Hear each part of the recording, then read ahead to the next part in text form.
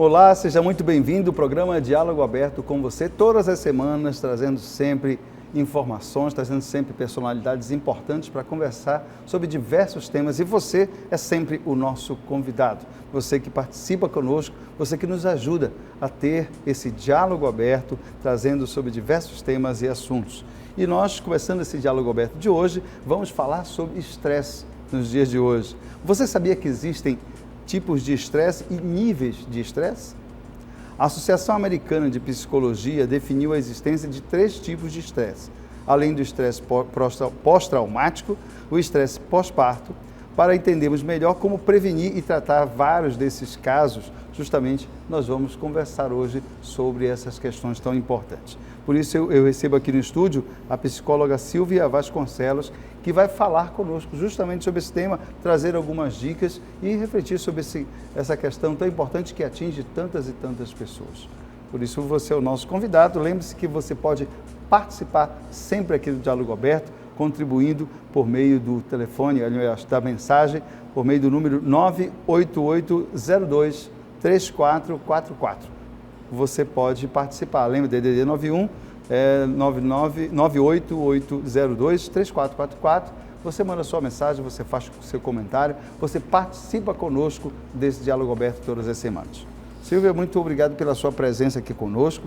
Vamos falar sobre esse tema tão importante que atinge tanta gente, né, que está aí nos assistindo, nos acompanhando, gente que sofre por causa disso, gente que conseguiu uma certa harmonia, mas que precisa realmente estar atento para que essas questões não evoluam, né? Seja bem-vinda ao Diálogo Aberto. Obrigada, Lino, pela oportunidade. Muito obrigada, TV Nazaré, pela oportunidade. Para mim é uma grata satisfação estar com vocês hoje. Silvia, para começo de conversa, o que é o estresse? Como é que a gente pode conceituar essa situação? Né? Situações aí que a gente passa e a todo momento, o desequilíbrio. Tem até uma frase que dizia assim: todo equilíbrio, ele é um desequilíbrio permanentemente reequilibrado. Perfeito. Eu não sei se vai por aí essa questão, né? O estresse é um desequilíbrio nesse sentido? Sim. Você precisa pensar na seguinte forma: tudo que vai te tirar da tua rotina, algo que é funcional, por exemplo, você consegue acordar de manhã, você está indo para o seu trabalho, você está indo para a sua escola, você está indo para a igreja, está tudo funcional, tranquilo. Então, digamos que aquele estresse, porque até o despertar, o acordar, vai fazer o que no teu sistema, né? Pã! Então, vai te gerar um estresse. Mas você sabe que aquilo é funcional. Ali é leve, você consegue gerenciar a sua vida. A partir do momento que não é leve, te causa uma pressão, aí ele está indo para um sistema de estresse agudo, vamos colocar nesse sentido. Então, você já começa a sentir um desconforto. E aí, um desconforto no dormir, um desconforto no seu corpo, o desconforto com a falta de apetite, um desconforto com relação a uma forma mais agressiva. O agudo é numa forma onde você já não consegue fazer mais nada. Você está paralisado. Então, toda e qualquer situação que você faz na sua vida, aquilo já vira, eu vou colocar, um caos. Então, já gera um conflito, você já sofre por antecipação. Então, tem um pouquinho também aí apimentado de ansiedade. Legal. Por exemplo, a gente acorda, vai tomar banho. Isso aí está tranquilo, levantou e tal, né? E quando a gente liga o chuveiro, está sem água. Já é um elemento que desequilibrou o que a gente estava considerando normal, não é isso? Então chegou lá, e aí e agora? O que eu faço? Né? Vou acionar quem? Vou procurar saber se tem algum vazamento, né? Essa situação, que é simples, é uma coisa que pode acontecer, né? Que já te leva, por exemplo, acordei, preciso passar minha roupa para ir para o trabalho. Aí está sem energia. Perfeito. Ou seja, fugiu dessa condição, né? Isso já é um elemento, né? Uma condição que já te provoca um desequilíbrio fora daquela normalidade, é isso? Isso. E legal que você acabou de falar, né? Eu converso comigo, né? Calma, o que eu posso fazer neste momento? Faltou luz, eu não tenho como passar a minha roupa. É como se fosse uma vozinha na sua cabeça conversando, te dando um comando. Mas vamos pensar que as tuas histórias para trás, que a gente chama dentro da psicologia, que são eventos que você viveu, foram situações estressoras e que te frustraram num evento, numa reunião que você tinha que chegar. A gente precisa pensar que a gente vai repetir o que se está ali no seu inconsciente. Certo. Então, a tua resposta automática, ela vai vir disso que você já viveu. Se no momento atual, que você está agora, se não tem essa conversa com você, calma, respira. O que você pode fazer nesse momento? E aí, puxando um pouquinho do professor Daniel Goleman, né? Você não entrar no sistema de luta e fuga, que aí você vai só responder automaticamente, você conversa. Então, se dê 10 segundos. Veja naquele momento o que você pode responder, o que você pode criar ali para sair daquela situação.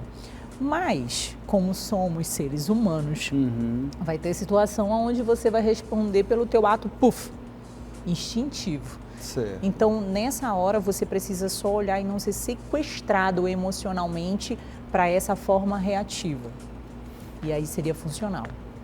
Como bom parente, vou colocar uma pimenta nessa história. Coloque. Eu acordei tarde. O despertador não despertou. Eu tenho poucos minutos. Eu chego para tomar banho e está sem água.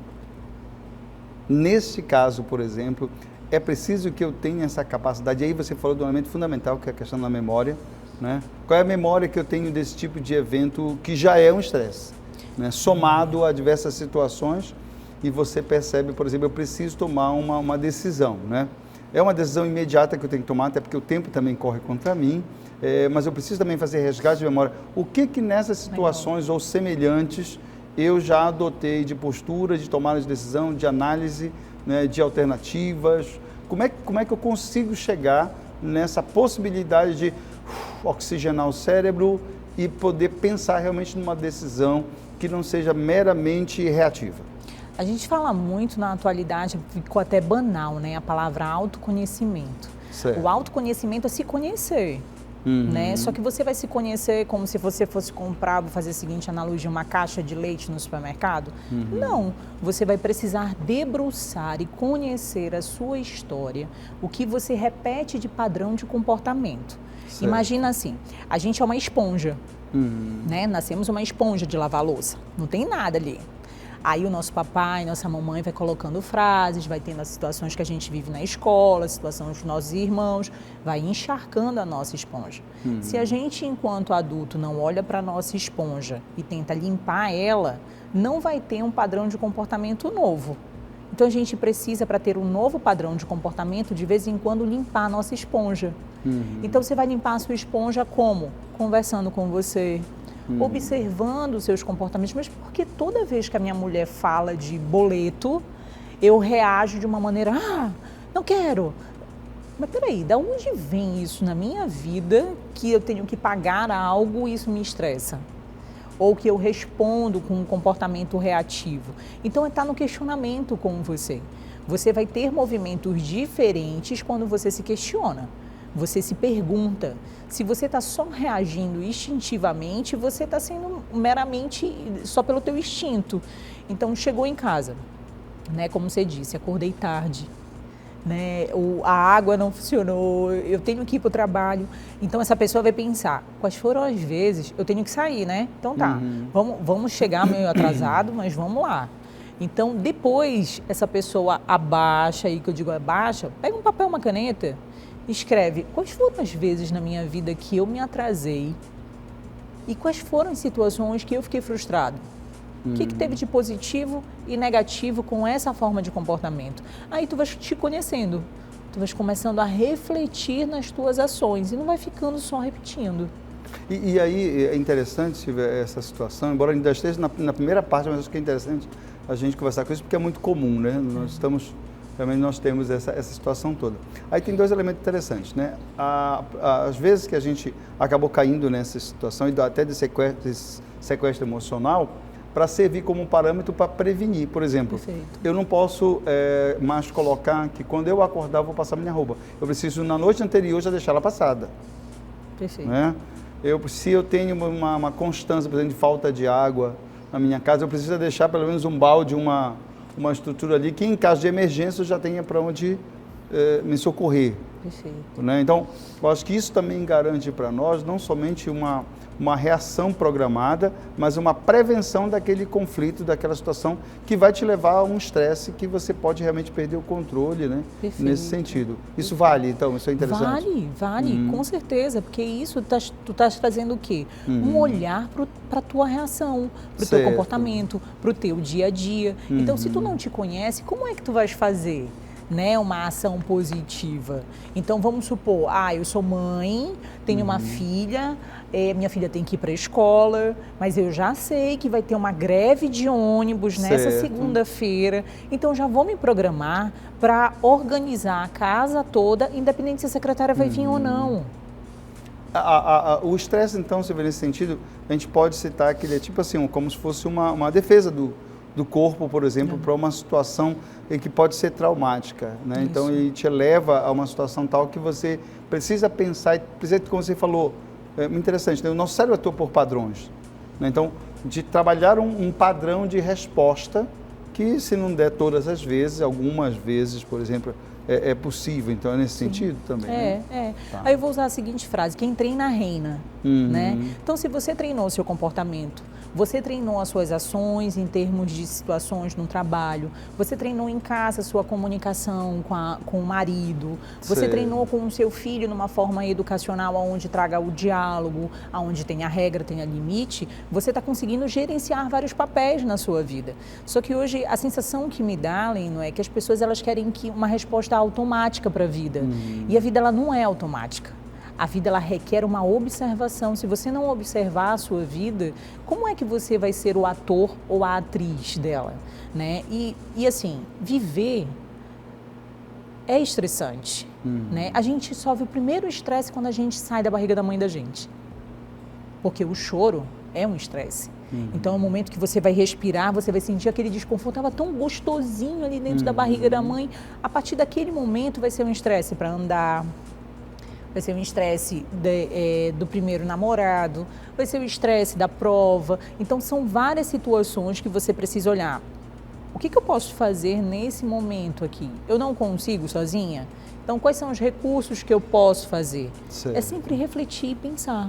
E aí é interessante mesmo estabelecer esse padrão de memória das nossas reações diante de situações conflitantes, né? Eu li recentemente uma pesquisa em que ele fala que, em média, por exemplo, você toma cerca de 35 mil decisões por dia. Das mais simples e automáticas, como levantar, como iniciar o banho, como escovar os dentes, né? Como separar a tua roupa, qual o destino que você vai pegar, qual o trajeto que você leva, qual é a porta que você entra. Quer dizer, são decisões que você precisa tomar, mas algumas já estão incorporadas a um certo padrão de comportamento, né? Então, por que eu estou trazendo essa situação? Para que você consiga evitar muitas situações que são estressantes, você precisa também ter uma organização muito boa de como é que você trabalha o teu dia a dia, porque tem situações que você poderia ter evitado, né? Por exemplo, se eu já separo a roupa que eu vou sair no dia seguinte, eu não vou ter problema de, na hora, ainda perder tempo combinando situações, né? Se eu preciso sair cedo e talvez se eu atrasar um pouco e não consiga tomar café, seria interessante já deixar a louça do café pronta, alguma coisa assim, né? O estudante que no dia seguinte precisa ir para a escola, ele precisa arrumar a mochila dele um dia antes, para que justamente ele tenha, quer dizer, as nossas situações estressantes, muitas delas podem ser evitadas a partir de uma organização prévia, é isso? Sim, isso mesmo. E a gente precisa pensar assim, o cérebro ele não vai dar conta de anotar todos os eventos que você tem que fazer durante o dia. Ele não vai dar. Silvia, mas por que ele não vai dar conta? Porque a gente é muito estimulado. Então, assim, o smartphone, a televisão, as cores. Vou fazer um retrospecto. Vamos imaginar o homem lá da caverna. Ele estava dentro da caverna, tinha escuro, ele saía para caçar. A mulher estava lá cozinhando, cuidando dos filhos. Hoje, nós não estamos mais nessa caverna. A partir do momento que você acorda, você já acorda por um hiperestímulo, que é o celular, é o despertador. E fatalmente as pessoas já pegam o celular de manhã. O que você faz no seu cérebro quando você pega o celular de manhã? Você aguça ele. Então, se você tem um evento, se você tem que pagar uma conta, se você tem algo para fazer, você vai esquecer. Então, anota.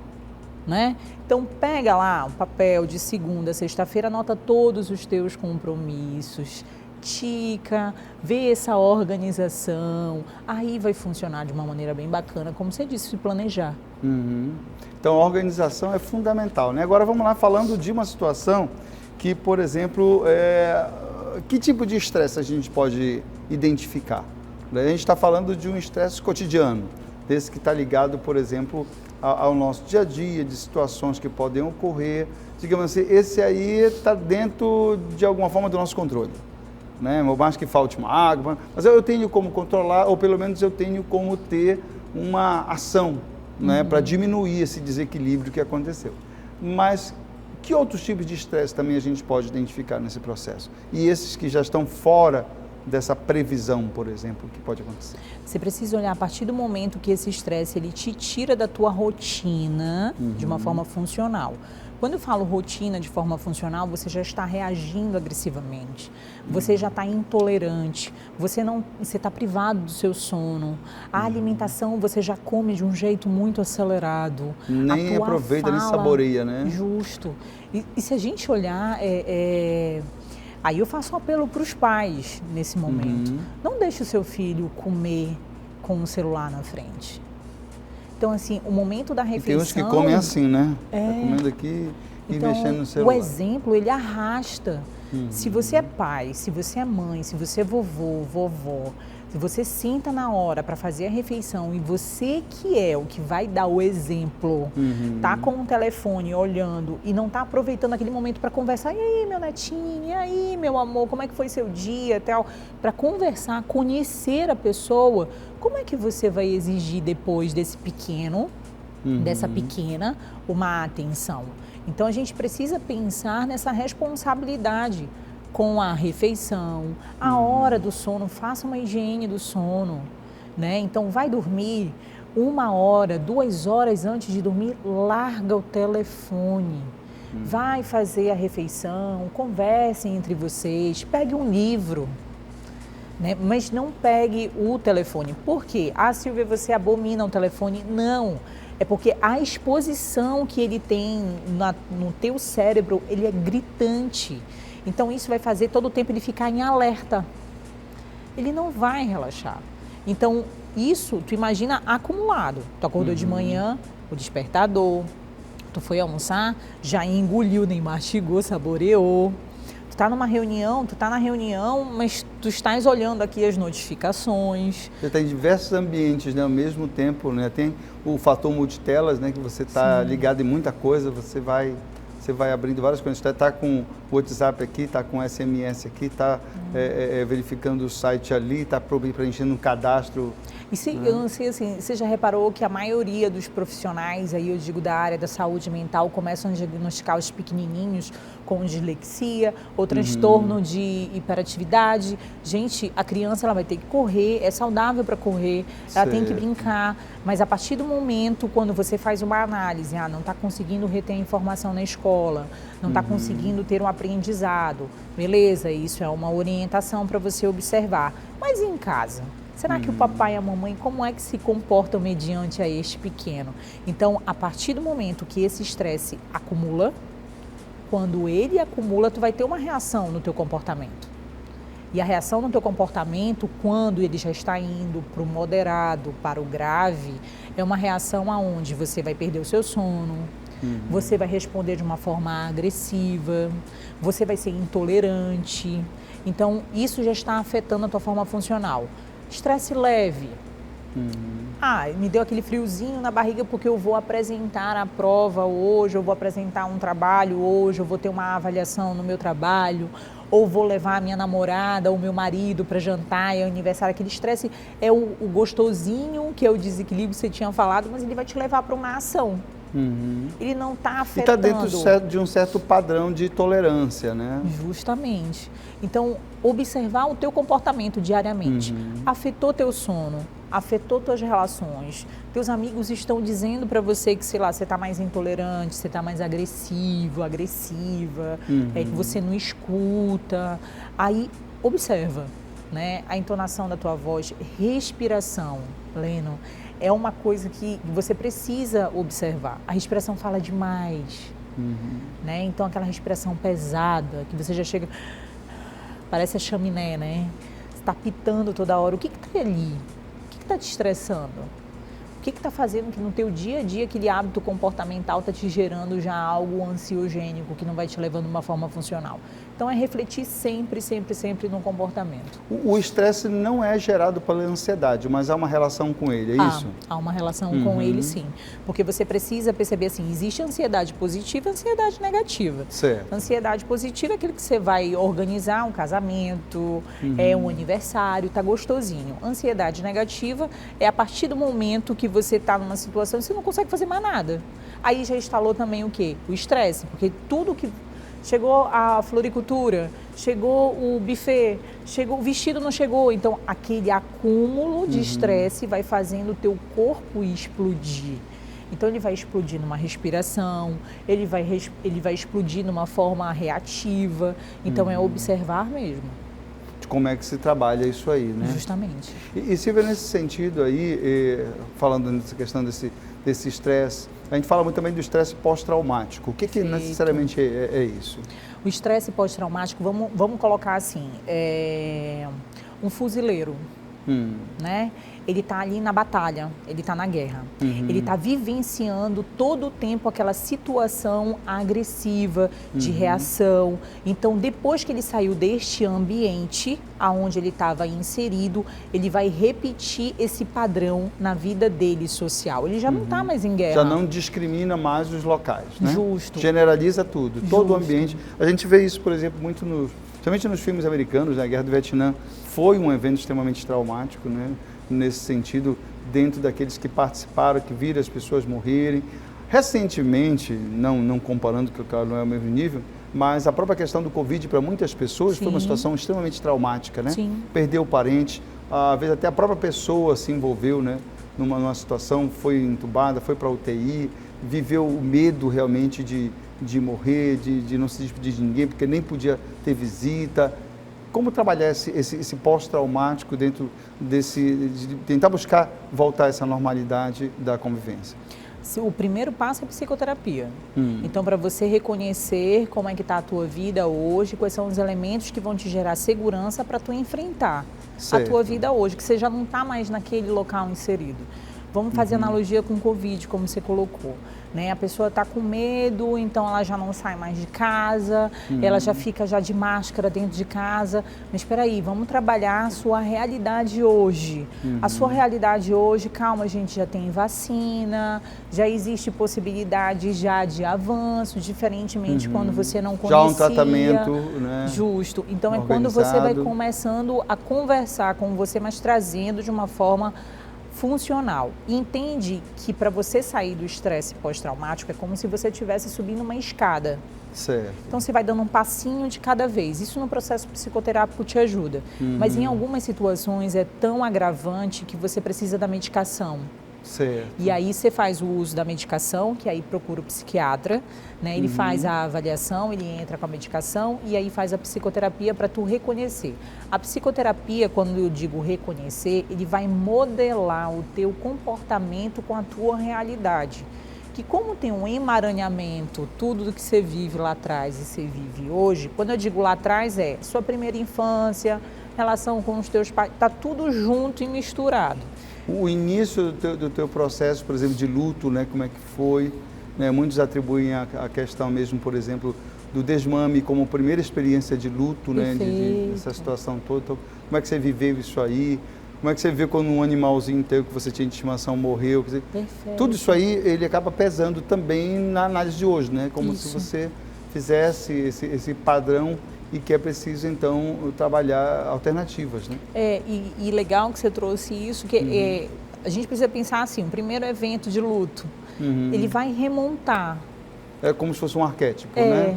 Ele vai reproduzindo. Ele né? vai. E aí você precisa pensar que hoje você vive o luto, mas é como se você estivesse revivendo todos os outros lutos junto, só num luto. Você vai dizer, meu Deus, e agora, Silvio, o que eu faço? É realmente trabalhando o teu emocional com um processo psicoterápico. Se eu não tenho possibilidade de ir para uma terapia, a fé é uma base fundamental mediante ao enfrentamento também, quando você não tem uma forma de gerenciamento emocional. Legal, interessantíssimo. Esse é o nosso ponto de onde a gente inicia o nosso segundo bloco, né? Legal. A gente vai justamente fazer esse break rapidinho. Você que nos acompanha, não deixe de continuar conosco. Vamos a um rápido intervalo. A gente volta para falar sobre essa relação importantíssima, né, que nós temos, por exemplo, sobre essa questão de como trabalhar esse estresse, de como administrar essas questões todas e também elementos que são importantes, como é o caso da fé, que a Silvia já deu uma dica importantíssima aqui hoje e a gente vai se prolongar nisso aí, vai conversar mais um pouco sobre isso. Permaneça conosco, vamos a um rápido break e a gente volta daqui a alguns instantes.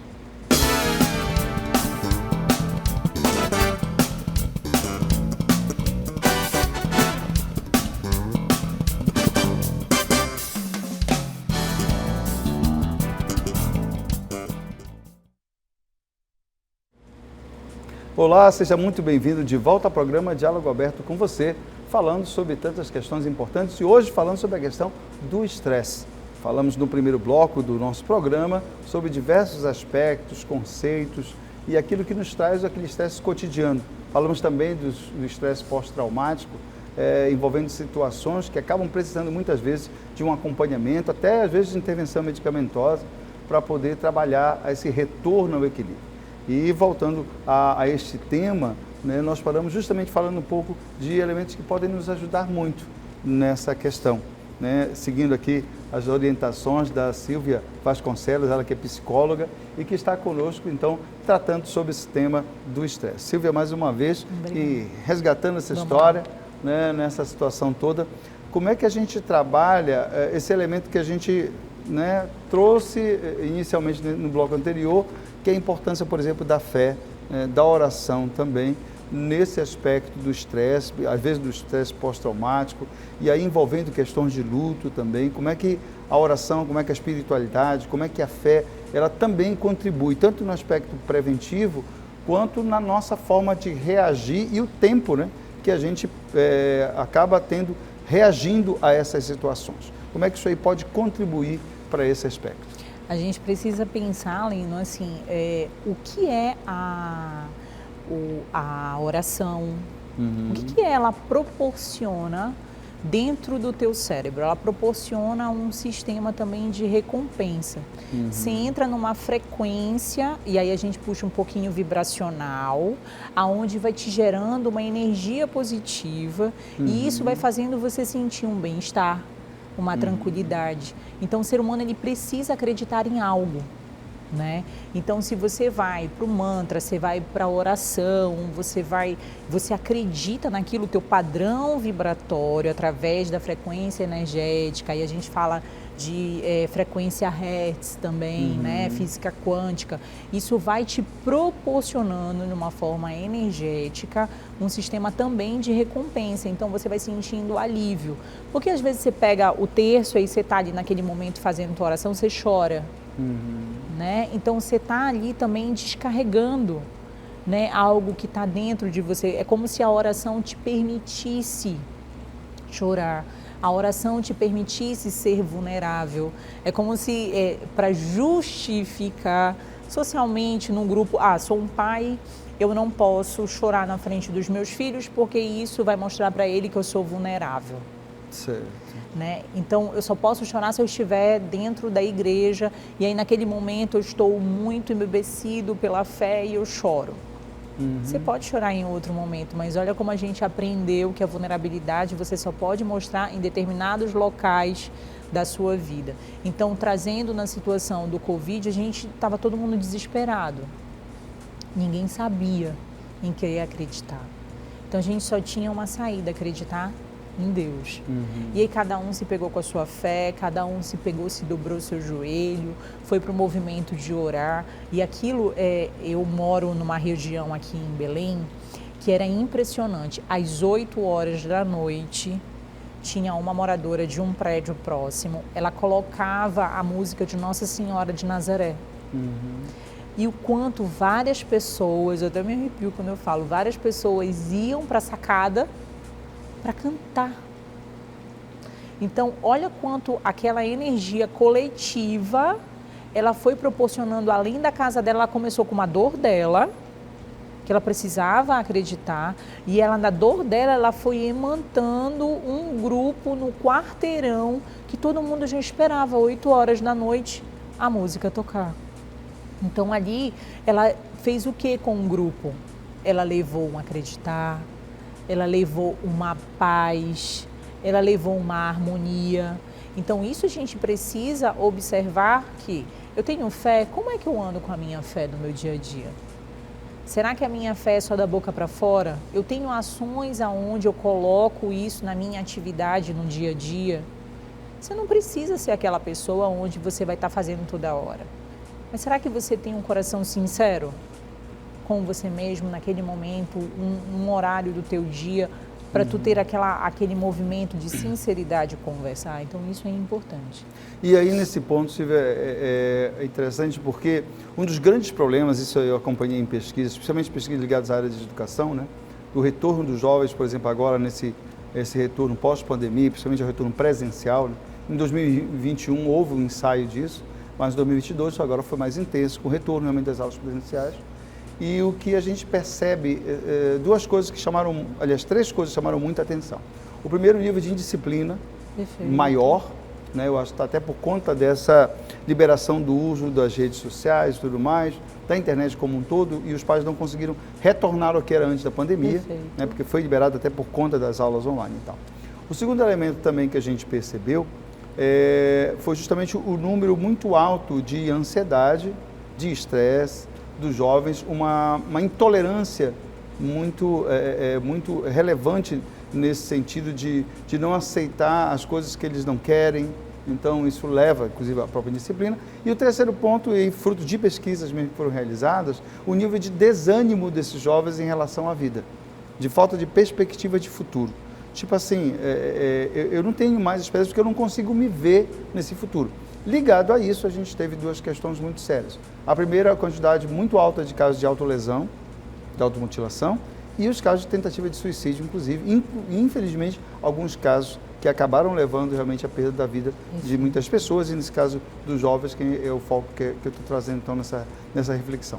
Então, essa questão da fé, ela trabalha muito, me permite essa análise, por meio da esperança, né, enfrentar essa ideia do desânimo e da perda de perspectiva de futuro. Né? Ela entra também nesse aspecto, a fé também pode contribuir nesse sentido, de eu olhar para frente e dizer, eu tenho esperança que vai melhorar, eu tenho esperança que isso vai conseguir ser superado, eu tenho esperança que essas questões vão conseguir ser resolvidas? Pode, claro, e deve. O que eu coloco hoje, que infelizmente a gente está vivendo um movimento, e aí eu falo das crianças e os adolescentes, eles querem as respostas imediatas. Né? Então, assim, eu acho que da nossa época, né, que quando chegava, sei lá, você tem uma queimada na escola, você já ficava eletrizado, né? Se você perdia, você ia lá para tentar de novo, você treinava. Se você pegou uma nota baixa, você ia estudar mais. Então, hoje eu vejo que os jovens, eles querem a resposta imediata. E é como se fossem crianças num parquinho de diversão. Mediante a frustração, eles vão para um outro movimento. Eles não vão para um movimento de dizer assim, o que eu posso aprender com essa minha vulnerabilidade, com essa minha derrota, com essa frustração? E aí cabe aos pais, eu volto a colocar, ver uma ação de comportamento desse com o filho, trazer uma conversa para com que esse filho crie situações onde ele possa sair daquele ambiente. Não é comprando algo para preencher, tirando o filho daquela situação estressora que vai fazer ele modelar o comportamento dele, porque ele vai enfrentar estresse e dificuldade na vida adulta. Então, se eu sou papai, se eu sou mamãe, eu vejo meu filho numa situação estressora e eu tento tirar ele dali, eu estou tentando tirar ele de uma grande possibilidade dele ter um aprendizado, background, né? Justo, para trás, Certo. de dizer assim, eu passei por isso. Eu sei como eu posso mudar isso, né? E aí, fazendo um link quando você falou da religião para os adolescentes e para as crianças, é importante para acreditar? Sim, deve. O homem sem fé, ele não é nada. Então, você precisa acreditar em algo, sim. Mediante a isso, como é que eu estou atuando no meu comportamento? Né? Então, eu preciso, enquanto pai e mãe, eu puxo muito para isso, Leno, pai e mãe, porque é a gente que está modelando o comportamento dessas crianças. Então, a gente precisa se conscientizar que largar um filho com um smartphone, largar o filho, né, com contato com os amigos, sem você conhecer o seu filho, isso é indisciplina. Então, você, enquanto pai, enquanto mãe, você precisa saber o que seu filho está falando de vocabulário, né? O que ele está assistindo? Eu assisto série com a minha filha, porque eu quero saber o que eles estão falando na série. E como eles estão elaborando isso, né? Isso é interessante, né? Justo. Nesse aspecto, você por exemplo, o próprio cristianismo, né? Trazendo aí a figura do Cristo, é muito interessante que um dos elementos que mais aparecem, né, na vida do Cristo, principalmente nos evangelhos, é justamente o espaço da refeição como um espaço sagrado, um espaço de conversão muitas vezes, um espaço de diálogo, um espaço de partilha, né? O próprio Cristo nasce na casa do pão, que é Belém, né? Então se faz pão para ser compartilhado, para ser dividido, para ser trabalhado. E o espaço da refeição é muito interessante, várias vezes aparece, né? Ele sentado com as pessoas, ele compartilhando, ele vai ser reconhecido na divisão do pão, ele prepara o peixe assado para comer, ele pede comida, o que vocês têm para comer? Né? E chega aquele ponto em que ele diz para os próprios discípulos, né? Dá-lhes vós mesmos de comer quando falta o pão para alimentar tantas pessoas. Né? Então, esse papel da refeição, que é um outro elemento, por isso que eu estou te trazendo, né? E de trabalhar essa prevenção do estresse a partir também desses momentos de partilha, desses momentos de convívio. E aí a refeição é um elemento fundamental e que a gente tem perdido muito dentro das casas, das famílias, né? Que acaba sendo um momento vazio, como você falou, que muitas vezes cada um pega o seu prato, né? Ou então, mesmo que vá sentar junto, está ali com o celular e ninguém se fala, e que a alimentação perde esse sentido de partilha, né? de divisão ali nesse sentido, né? Para ser um momento apenas isolado e que a gente está junto por uma questão apenas de conveniência, né? Justo. Como é que isso aí é importante, né? Nesse teu olhar realmente da psicologia, para poder juntar, para poder unir, para poder ser um momento de conversa, de partilha, daquilo que você falou, né? Como é que foi o teu dia, como é que você está, né? Como é que você está enfrentando isso, né? Como é que isso aí entra nesse processo? E isso vai reforçando, né, o comportamento dessa criança para a vida adulta. Porque vamos supor, eu tenho um pai e uma mãe onde está num momento de refeição, onde eles estão só no celular. Eles não falam. Aí eu, criancinha, estou vivendo isso. Aí daqui a pouco eu estou no telefone. Aí daqui a pouco eu arranjo um namorado. Aí se o meu namorado ele não faz o que eu quero, o que eu faço?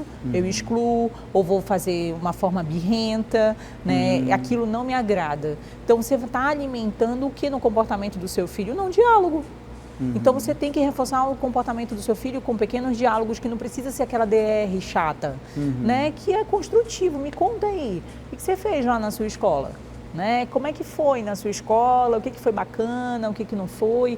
Então são situações onde você vai conseguindo se permitir também criar, aí eu digo, lembra da esponja, do que a gente tinha falado? Então você está colocando na esponjinha do seu filho coisas positivas. Né? Então você não está colocando na esponjinha do seu filho coisas negativas. E recordações boas, né? Justo. E uma memória afetiva que eu posso te dizer maravilhosa que eu tenho é quando a minha vozinha, né, que Deus a tem em bom lugar, ela tinha um movimento no final de tarde, 5h30 da tarde. Você quer um café? Senta aqui. Então era o momento de sentar, tomar um café com ela, e ela ia falando as coisas dela, eu ia falando as minhas coisas, mesmo com 10 anos de idade. Então hoje, será que existe isso em algum contexto familiar? Se existir, graças a Deus, né? Porque você está dando uma oportunidade para o seu filho, para ele levar o exemplo que ele teve na primeira infância de uma forma positiva. Mesmo uma conversa que seja estressante, você vai levar para um fim, né? E um fim que seja uma forma, numa inteligência emocional, para com que essa criança consiga dialogar, porque se não conseguir numa forma adulta, o que será? Como ele vai buscar, né? E aí é interessante mais uma vez esse resgate dessas memórias positivas, né? Que são na verdade, vão ser âncoras importantes também, para a gente poder buscar, né? Olha, como é que eu lido com isso aqui, mesmo que não seja exatamente aquilo que você está vivendo, mas eu já lidei com uma situação semelhante, eu consegui passar, eu consegui vencer, né? A ideia de tirar os filhos, por exemplo, ou as pessoas que a gente ama, de situações estressantes, então ela acaba tirando dela também a possibilidade, né, de superar momentos difíceis, né? E assim, Silvia, quando é que o estresse, então, como é que a gente pode dizer, não, a partir desse momento é que ele é prejudicial, né? Quando é que ele é um aprendizado, inclusive nesse sentido, ele pode contribuir, inclusive, com essa questão da ansiedade para o meu repertório, inclusive para vencer situações, ou administrar, às vezes não dá para vencer, mas a gente consegue gerenciar, consegue administrar. Quando é que esse estresse então, ele passa a ser prejudicial, né? Quando é que ele realmente tem que ter um olhar mais atento para que a gente consiga então intervir? Aí eu vou falar um pouquinho do burnout, né? Que é um estresse também para você que trabalha, né? Que está com aquela situação de excesso no trabalho, de hiperprodutividade, só que chega um momento que você paralisa, você não consegue mais fazer nenhum tipo de trabalho. Então, é quando você tem muitos estímulos ali, muitas demandas, muita pressão, aquilo vai fazendo com que você não consiga mais, porque tu vai esgotando, né? É como se o teu reservatório de energia... A memória do celular chegou aqui, está 99%. Justo, e aí vai esgotando. A partir do momento que vai esgotando essa memória, né, essa energia, vamos colocar assim, você não vai conseguir produzir. Como esgota a minha energia? Né? Dormindo, comendo bem, tendo as suas situações que são funcionais do dia a dia. Então, a pessoa que está num burnout, né, que é esse estresse, o que acontece com ela? Ela não consegue produzir, ela não consegue dormir. O pensamento está tão acelerado, tão enlouquecedor, que ela não consegue nem organizar mentalmente. Ela não desliga, né? Ela não desliga, é como se tivesse 24... Então, você imagina quando você vai para esse movimento de hiperestímulo, você está ocasionando um estresse muito grande no seu corpo, na sua mente, você não vai conseguir produzir. Aí, no burnout, medicação.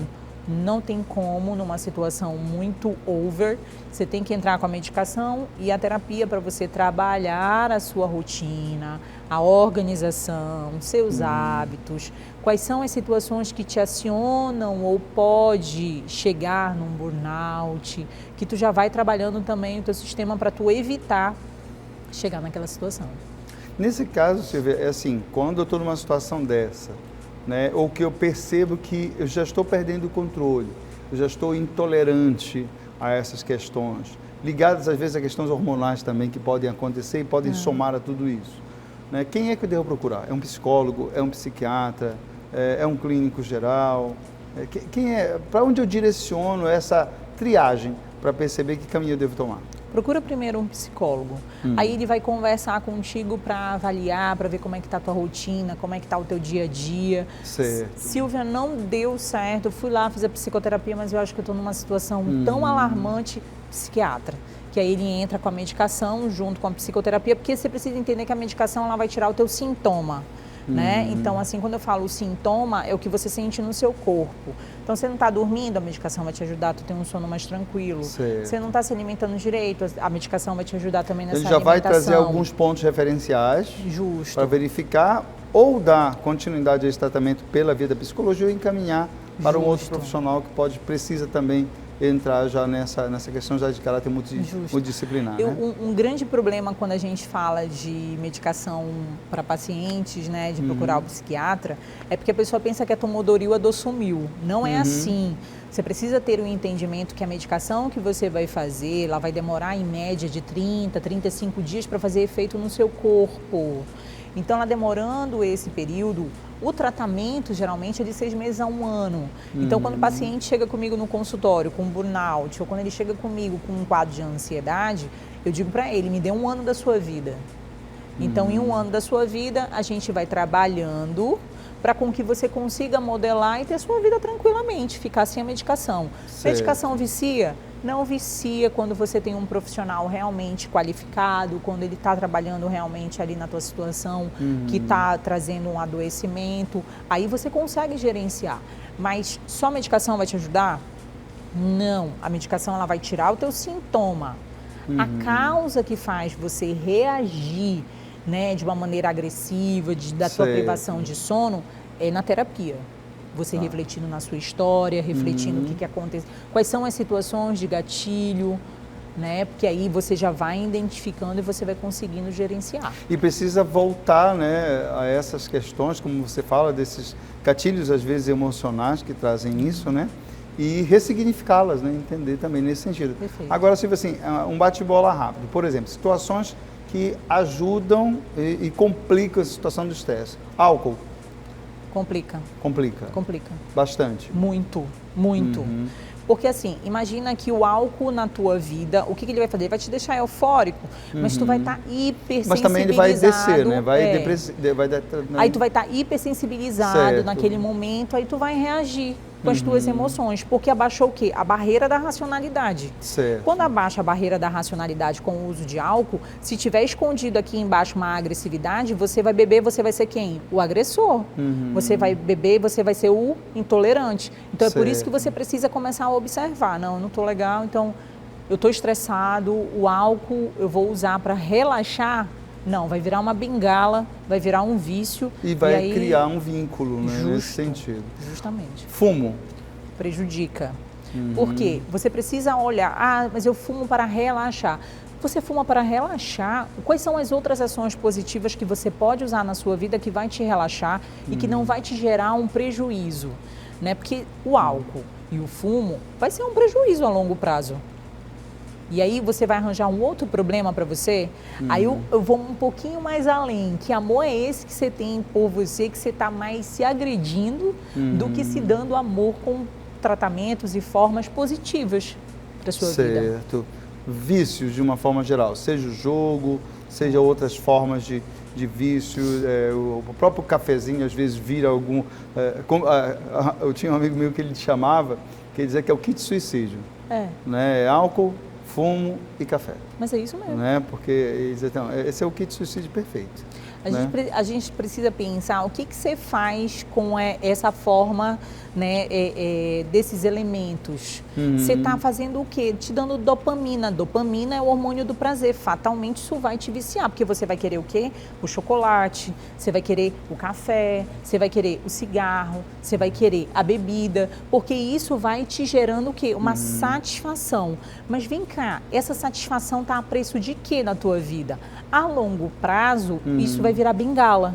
Certo. E aí, quando esse que é o grande problema, né? Isso. E quando você fala bengala, você fala também na questão da dependência disso aí, né? Chega a dar também a fissura nesse sentido, né?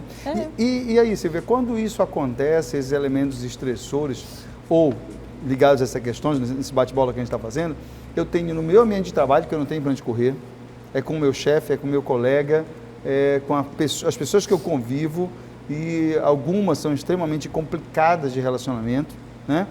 Quando isso aí é dentro da família, com a mãe, com o irmão, com a irmã, com o pai, com aquele tio, como é que a gente consegue um padrão, digamos assim, não de fuga, mas de gerenciamento dessas situações? Como é que a gente sobrevive nesses aspectos? Tem uma coisa que eu faço muito para os meus pacientes dentro do consultório, eu vou colocar essa possibilidade para vocês agora. Coloque uma frase para você. Uma frase aonde faça sentido e que você repita na sua cabeça. E que aquilo faça como água no fogo, abaixe. Certo. Então vamos supor, eu não vou entrar nessa briga, eu não vou entrar, eu não preciso entrar nessa briga. Eu quero mudar, eu quero ser diferente, eu reconheço minha família do jeito que ela é, mas eu não preciso ser agressiva com eles. Não entra nessa pilha, como a gente costuma dizer, né? Quanto mais você for repetindo essas frases, mais você vai conseguindo modelar o teu pensamento. O pensamento ele vai te levar para uma resposta de comportamento. Então, quando você tem esse movimento, aí você consegue estar em qualquer lugar aonde vai te estimular esse estresse e você vai conseguir passar. Que tipo de frase você falou é interessante? Eu não sou esse tipo de pessoa, eu não quero entrar nesse movimento. Eu sou uma pessoa diferente, eu respeito a minha família do jeito que ela é, mas eu não vou entrar nessa briga. E aí você percebe a dinâmica. Certo. Né? Então, ou seja, você consegue olhar de fora, né? Um pouco sem necessariamente estar envolvido naquela situação, naquela bagunça que está muitas vezes. Né? Justo. E assim, você vê, o que ajuda então, nesse bate-bola, o último ponto, né? Vigília, sono. Aí você tem que fazer higiene do sono. Quando eu falo a higiene do sono, eu estou falando realmente você observar o teu ambiente para dormir. Vem cá, o teu quarto está hiperestimulado, tem uma televisão enorme, tu tá com o celular ali na cabeceira de cama. De LED, super colorida. Né? Super colorido. Então, vamos baixar esses estímulos que está no quarto. O quarto tem que estar aconchegante. Põe um aroma de lavanda, né? Com um aroma ali no teu quarto. Põe um cheirinho onde aquilo vai te remeter à tua infância, que seja gostosinho. Certo. Você vai entrar para dormir 2 horas antes, a 1h30, sem celular. Fez a refeição, dá umas 2 horas depois do jantar para tu ir te deitar. Pega um livro. O livro é muito bom, né? Então, ao invés de estar do teu lado na cabeceira da cama o telefone, põe o telefone na bolsa, longe de você. Pegue um despertador, que seja mesmo um rádio-relógio, algo que você só bata. Então, pronto, você faça isso com relação ao despertador, lê o teu livro, não coloca nenhum outro estímulo e aí você vai conseguindo observar realmente o teu padrão de comportamento para ser uma forma funcional, para te dar um benefício. Ou seja, você no comando da história, né? Sempre. E administrando essas questões todas, né? É sempre a gente, né? É verdade. Né? Dois aspectos também que são interessantes, que é a questão da prática esportiva, né? Ou de uma prática física, né? De uma atividade física, que é importante também. E o outro elemento que pode estar também é o sentido da arte, né? Da música, né? Para poder ajudar também, porque não dá para a gente ficar o tempo todo batendo naquelas mesmas situações, né? Sejam elas, né, aquilo que a gente pode interferir, né? Os estoicos nos ajudam nessa reflexão, né? Seja aquilo que a gente tem que entender que não dá para interferir, né? Até onde eu posso ir para mudar essa situação? Porque o que a gente percebe é que muita gente se preocupa com coisas que você não tem como mudar. Você não tem poder sobre isso. Então, é um elemento estressor que eu estou cultivando, mas eu tenho também que pensar, eu não vou mudar essa realidade, eu não tenho como mudar, né? Então, Silvia, a gente queria te agradecer bastante aqui no nosso programa, né, por essas dicas tão interessantes aqui, tão importantes para a gente poder falar sobre o estresse e deixar esse espaço, então, a gente encerrando, já agradecendo a sua participação e a sua contribuição. Seu recado aí para os nossos amigos que acompanham o Diálogo Aberto toda semana, né? Dica extremamente importante para que o estresse realmente seja possível ser administrado, ser gerenciado e principalmente seja prevenido, né? Dentro dessas situações todas que a gente colocou. E aí eu coloco assim para você observar, se observe. Tenha um olhar de gentileza com você, um olhar de carinho, não tenha uma forma reativa, tenha um entendimento de que a gente não é mais homem e mulher da caverna. Então hoje você pode pensar, conversar com você, se você tem uma mente onde você está só se depreciando, se colocando para baixo, revisite isso com frases bacanas, legais, que possam te levar para uma construção. Não é você se apedrejando que você vai chegar em algum lugar, pelo contrário, você tem que ser seu melhor amigo. E no final de tudo, é você com você mesmo. Então, de que forma você pode modelar, né, o teu comportamento, os teus pensamentos, né? Qual é o valor quando você não estiver mais aqui? Como é que você quer ser lembrado pelas pessoas? Você quer ser lembrado como uma pessoa que acrescentou ou uma pessoa que tirou? Então, a pessoa que acrescentou é aquela pessoa que consegue realmente olhar para si de uma maneira afetuosa. E conte comigo, vendo no que tem você precisar. Tem algum contato, Silvia, que a gente pode...